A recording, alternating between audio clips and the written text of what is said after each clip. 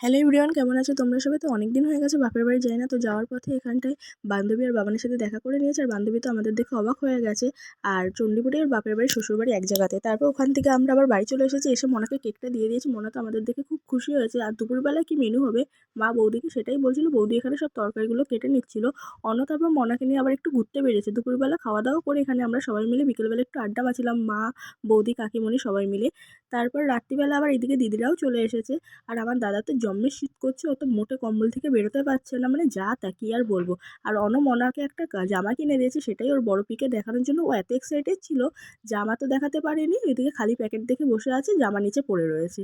এই নিয়ে হাসাহাসি করছিল। তারপর টিফিন করে আমরা সন্ধ্যাবেলা এখানটায় সবাই মিলে আড্ডা মারছিলাম। আর সবাই মিলে বড়টার পিছনে লাগছিল, এই নিয়েই হাসাহাসি করছিলাম। তারপর বাবা আবার আমাদের সবার জন্য একটু রাত্রিবেলা মাংস করেছে। দেন আমরা এখানটায় খেতে বসে পড়েছি। আর মাংসটা সত্যি খুব সুন্দর হয়েছে। এইভাবেই সেই দিনটা কাটলো। ভিডিওটা ভালো লাগলে লাইক করো, বাই।